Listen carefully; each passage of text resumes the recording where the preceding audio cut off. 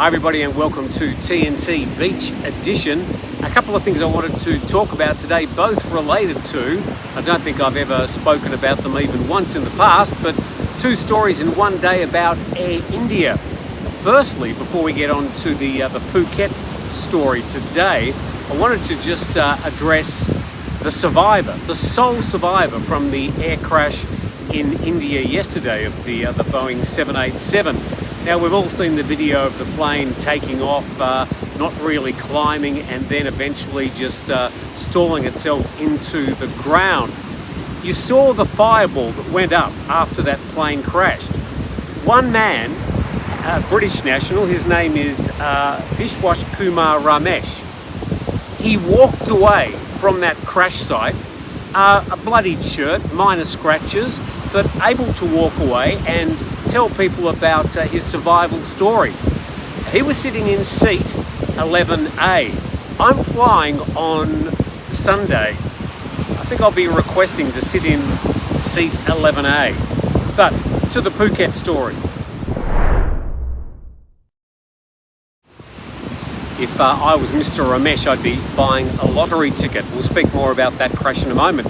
But there has been an Air India incident in Phuket today. Started at 9:30 when an Air India flight, it was an Airbus 320neo, small plane, was heading to New Delhi.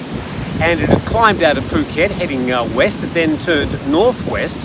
And then around about 10 minutes into the flight, they suddenly decided they'd do an arc back towards Thailand, head back into the area just off Phuket in the Andaman Sea, do multiple turns, and then make its way across Phuket and set itself up for a landing from the east, heading to the west and landing safely in Phuket Airport. Why?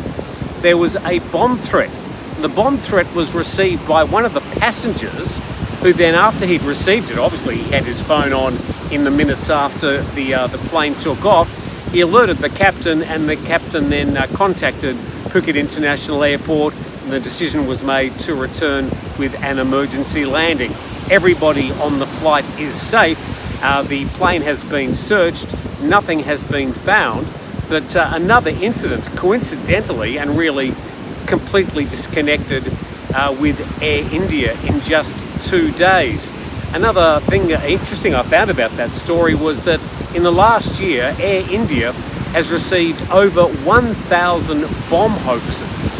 And they say that's a huge increase of about 10 times from the year before.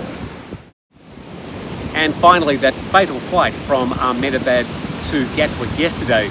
It was a Boeing 787-8, a Dreamliner, a very capable aircraft. It never had an airborne airframe failure, so this was a first on an otherwise very safe aircraft. Now, I am a pilot, certainly not a commercial pilot, never flown anything like the Boeing 787 or any Boeing for that matter, but I thought I'd just throw a tiny little bit of speculation into the mix.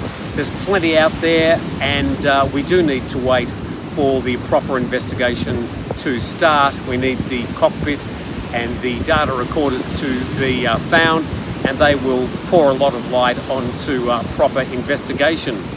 But my small piece of speculation is that it appears the aircraft took off. The first thing you do after you take off is you retract the wheels, the landing gear, because it is creating a lot of drag at the same time the aircraft is trying to climb and get speed. It seems to me that the co-pilot may have mistakenly retracted the flaps and left the landing gear down.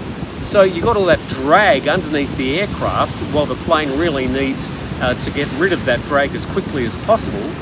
And at the same time, the flaps retracted, meaning the wing completely lost all its lift. Anyway, we will find out in coming days, months, perhaps even years, as that investigation does find the truth.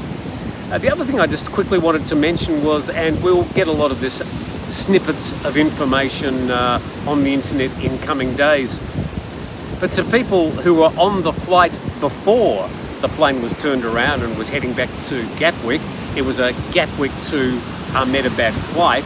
They were two British tourists, and they made a video talking about how that exact aircraft had some electric problems. The air conditioning didn't seem to be working properly. The screen displays on the back of the seats, they weren't working. The remote controls weren't working. They couldn't control the lights above them.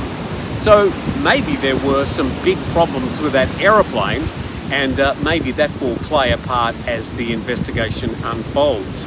Anyway, two quite horrific stories about Air India just in 24 hours. Thanks for watching. Please subscribe to the channel. We'll see you next time.